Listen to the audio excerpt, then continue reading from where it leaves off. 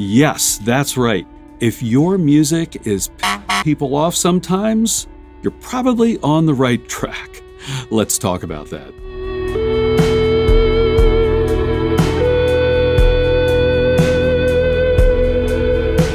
Greetings all, I'm Bill Vencil. This is Chords of Orion, and normally around here it's pretty uncontroversial. Old fart guitarist, playing ambient guitar music, talking about gear used to play ambient guitar music, and sharing playing techniques and recording techniques for creating ambient guitar music. One wouldn't think there would be any controversy here, right? Well, there's not normally. Unless I happen to mention or imply in some form or fashion that I'm a Christian, which I am. And this is not a religious channel.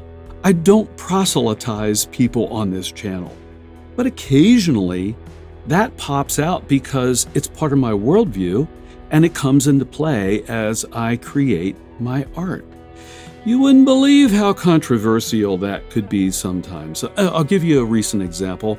I posted an instrumental ambient guitar, Frippertronics piece, by the way, called Does God Approve of Ambient Guitar? And again, totally instrumental. I just had some words on the screen that kind of walk through the aspects of the universe. Just really cool aspects of the universe, culminating in the idea of human creativity that allows us guitarists, to create ambient guitar pieces. You wouldn't believe the controversy of some of the folks who commented. They're like, Bill, you just ruined everything. You mentioned the R word. I'll let you read the comments on that video. I'll post the link to the video below. Anyhow, though, this has popped up from time to time. I've been called stupid. I've been called an idiot. I've been called intellectually dishonest. I've been called a hypocrite.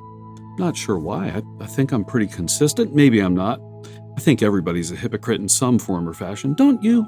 This idea of controversy in music, though, is certainly not unique to me. I mean, this is me, right?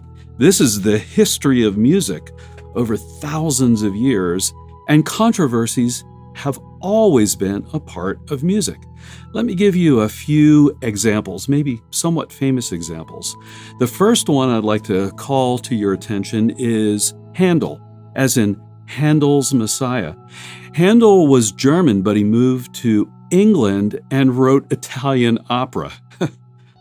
That seems kind of weird, but Italian opera was kind of on the way out in England at that time. So Handel switched from composing opera to this new music form called oratorio. And wouldn't you know it, he decided to set his oratorios to biblical texts. In other words, portions of the Bible, and mostly the Old Testament, that really old part of the Bible. And it was kind of the opposite of what I've experienced. People ragged on him, yelled at him, screamed at him, got really angry because he was corrupting the biblical text. He was being sacrilegious.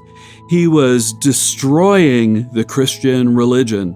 But now as we look back, we play Handel's Messiah every year around Christmas time in Western culture. It's super popular. Most musicians that play Handel's Messiah, I would guess, are probably not Christians. They just play it because it's awesome music. I mean, it's an amazing piece of music. And so many people enjoy it regardless of their religious point of view.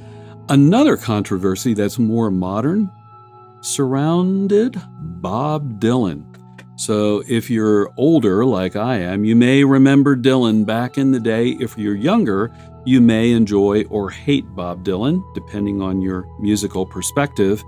But back in the day, he was kind of leading the whole folk music movement here in America. He really was.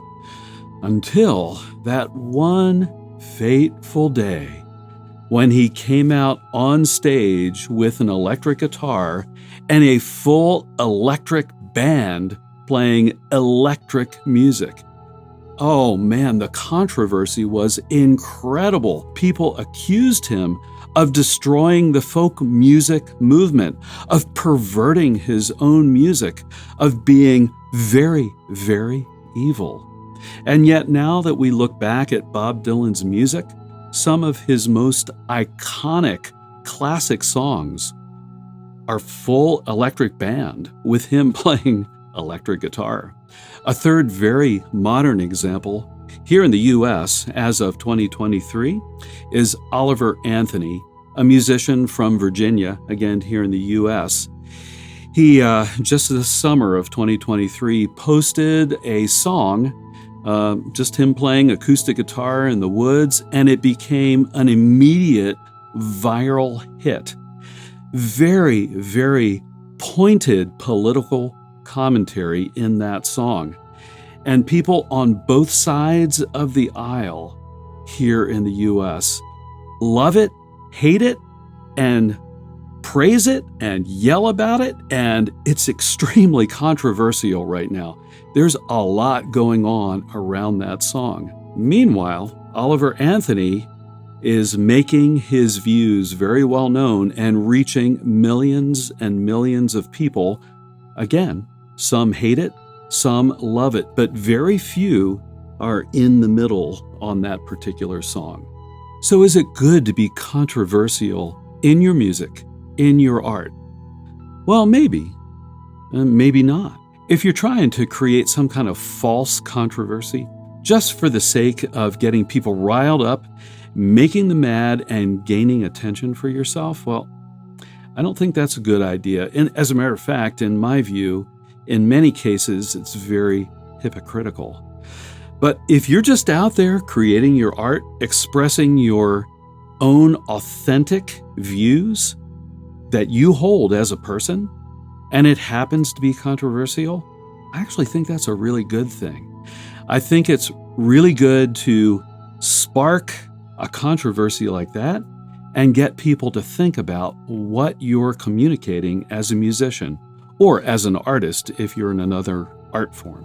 I do have a few, they're not really tips, but maybe observations. One is the idea of being authentic.